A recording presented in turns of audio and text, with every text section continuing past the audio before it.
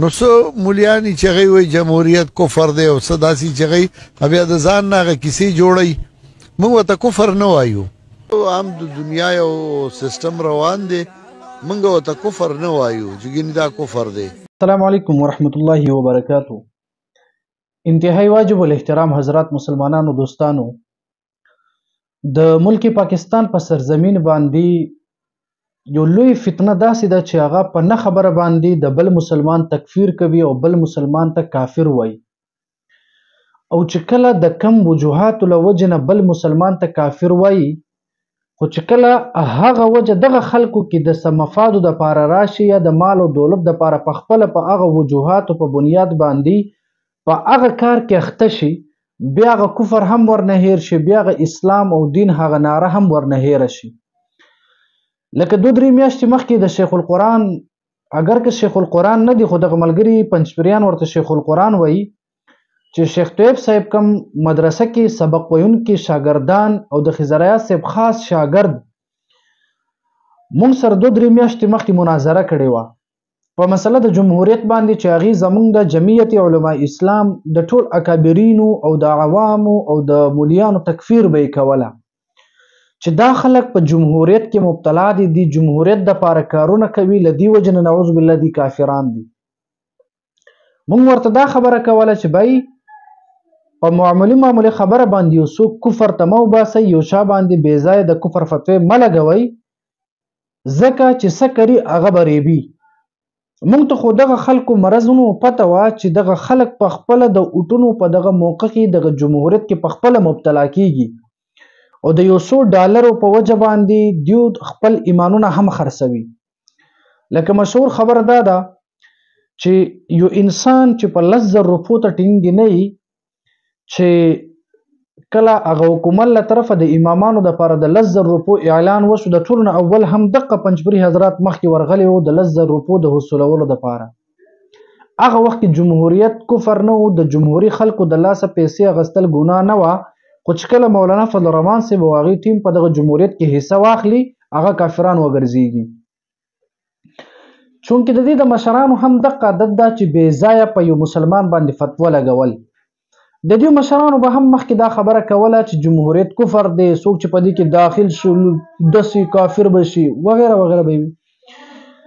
لیکن کله چې د ووټونو وخت نږدې شو نو دغه جماعت به په خپله خلکو سره د خپل مفاد دپاره اتحاد به وکړله او هغې دپاره به یې کمپینونه چلوله او خلکو نه به یې ووټونو مطالبه کوله او په خپله به دغه جمهوریت کې حصه واخیستله. وجه څه وه چې دوی ته یو څو پیسې میلاویدل. همدارنګې جمهوریت په دغه مسله باندې مناظرې ته راتلونکي هغه مولا هغه د پنجپیر مدرسه کې وسم سبق وایي او مخکې هملته د شیخ طیب صاحب په مشوره او د مشرانو په مشوره باندې په دې موضوع باندې مناظرې ته راغلي وو، خو الحمدلله د دلایلو په بنیاد باندې هغه بیا د میدان نه ټیټې سترګې هغه میدان نه تللی، تاسو کتلی خبره مې دا کوله چې اوس د تاسو اندازه ولګئ چې دغه انتخابات دغه ورځې دا نږدې شوله، چې کله دا نږدې شوله د شیخ طیب صاحب نوې ویډیو به تاسو وګورئ چې هغه وایي چې مونږ خو دغه ووټ ورکول جمهوریت دې ته مونږ کفر نه وایو. ولې کفر نه وایو؟ ځکه چې انتخابات نږدې دي. که چېرته انتخاباتو کې د دې یو کس نیم په دغه ووټونو کې اتحاد په بنیاد باندې سیټ وګټي، بیا 15 کاله پورې دغه جمهوریت نه کفر وي او نه بد وي او نه دې کې مبتلا کېدل بد کار وي. او که دوی دغه جمهوریت په دغه ووټونو په دغه سلسله کې دوی ته شکست میلاو شي، دوی بیا وبیلي، نو بیا د جمهوریت اټومیټیکلی دغه شان د کفر هم وګرځېږي، همدارنګې د ناجایز هم شي، حرام هم شي او دې کې مبتلا کېدونکي خلک کافران هم شي. چونکې یو مشهور او معروف پارټي چې نن سبا هغې وجود په ختمېدو باندې دی، هغې چې کوم مشرانو هغه په کثیر تعداد سره په جیلونو کې دي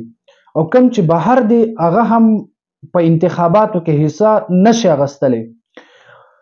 نو اوس دغه شیخ طیب صاحب او هغې ټیم ته یو بهترینه موقع میلاو شوې ده چې هغې په دغه انتخاباتو کې به حصه واخلي او خپل کسان به د اوټونو انتخابات دپاره به ودروي. نو چې کله دوی ته دا موقع میلاو شوله چې د معروف او مشهور یو پارټي سیکولر یو پارټي له وجې نه دوی ته به اوس د انتخاباتو کې موقع میلاو شي، د دوی کسان او مولیان به اوس په اوټونو کې حصه واخلي او اوټونو دپاره به ودرېږي. دې ټیم کې دا جمهوریت دا به نه کفر وي او نه به بد وي او نه به دې کې مبتلا کېدل څه ناجایز او حرام به وي. دا چې کله هم حرام وي دا صرف د جمعیت علماء اسلام دپاره حرام وي به قول د پنجپیریانو. پنجپیري مناظر په مناظرې میدان کې ډېر زیات ګډې وډې وي او دغه شان په فیسبوک باندې تاسو هغې پوسټونه وګورئ، په ګنټه کې 3 پوسټونه کوي او فلان کې مشرک کافر بدعتي.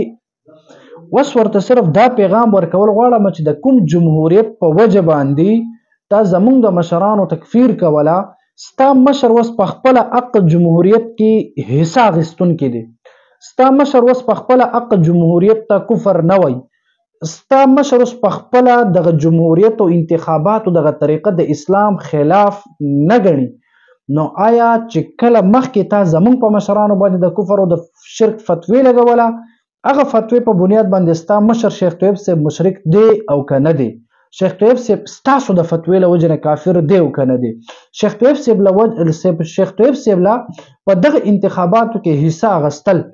د ستاسو فتوی ما تحت دا حرام دی که جایز ده؟ د دې خبرې د وضاحت وکړی شي او هغه مناظر د اوس را پیدا شي او اوس د را بیدار شي او خپل د ایمان